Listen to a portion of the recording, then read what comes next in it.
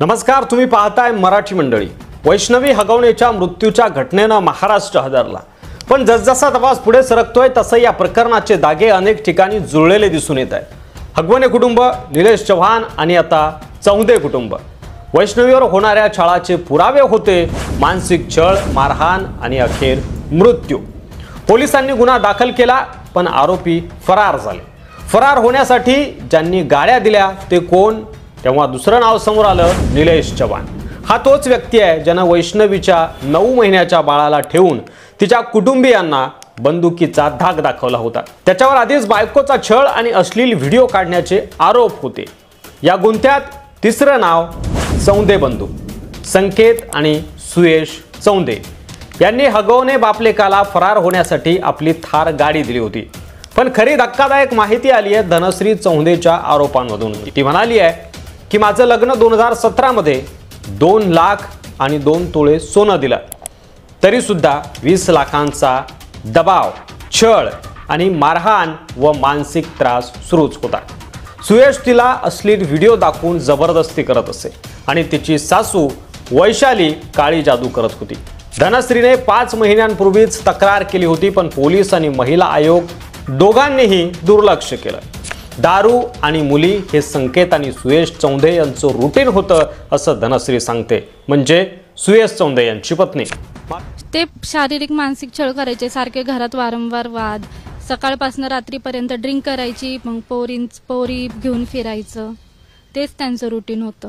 माझा शारीरिक आणि मानसिक छळ करायचे, सारखे घरात वारंवार वाद असायचे, सकाळपासून रात्रीपर्यंत ड्रिंक करायची, मग पोरी घेऊन फिरायचं, तेच त्यांचं रुटीन होतं। शीतल ती पोरी सप्लाय करायची, ते त्यांना फोटो पाठवायची, मग ते सिलेक्ट करून पोरी बोलवायचे, कुठली पाहिजे कुठली नाही। लेडीजचा नाद भरपूर होता। धनश्री सांगते की तिची सासू गावची उपसरपंच आहे आणि त्यामुळेच पोलीस प्रशासनही दबावाखाली आहे।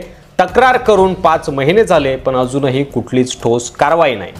आता इकडे वैष्णवीच्या मृत्यूपूर्वी तिच्यावर गंभीर मारहाण झाल्याचं स्पष्ट झालं असून तिच्या शरीरावर एकूण 30 जखमा आढळल्या, त्यातील 15 जखमा या मृत्यूपूर्वी 24 तासांमध्ये। तिला मारलंच गेलेलं आहे। तिला पाईपाने रॉडनी हाणमार करून, तिचा छळ करून आत्महत्या नसून तिचं। वैष्णवीच्या वडिलांनी व नातेवाईकांनी स्पष्ट आरोप केलाय की ही आत्महत्या नसून हत्याच आहे आणि तिला पाईप व रॉडने मारहाण करण्यात आली आहे। या सगळ्या प्रकरणामध्ये करिश्मा हगवणेची मुख्य भूमिका देखील समोर आली आहे। वैष्णवीची नणंद करिश्मा हगवणे हिची या छळामध्ये मुख्य भूमिका असल्याचं समोर आलंय। करिश्मा ही राष्ट्रवादी काँग्रेसच्या युवती शाखेची पदाधिकारी असूनही तिने आपल्या भाऊजाईचा छळ केलाय। तिच्या भावाला म्हणजे शशांकला वैष्णवीशी लग्नासाठी प्रवृत्त करून तिच्या माहेरच्या लोकांकडून पैसे उकळायचा कट वैष्णवीनेच रचला असं कळतंय।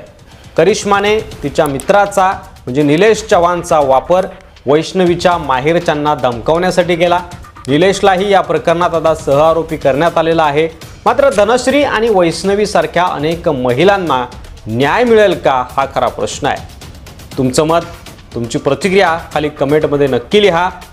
या विषयाशी संबंधित प्रत्येक अपडेट आम्ही मराठी मंडळीवर तुमच्यासाठी घेऊन येणार आहोत। त्यासाठी चॅनलवर नवीन असाल, अद्याप सबस्क्राईब केलं नसेल तर सबस्क्राईब करा। पुन्हा भेटू पुढच्या व्हिडिओमध्ये। धन्यवाद।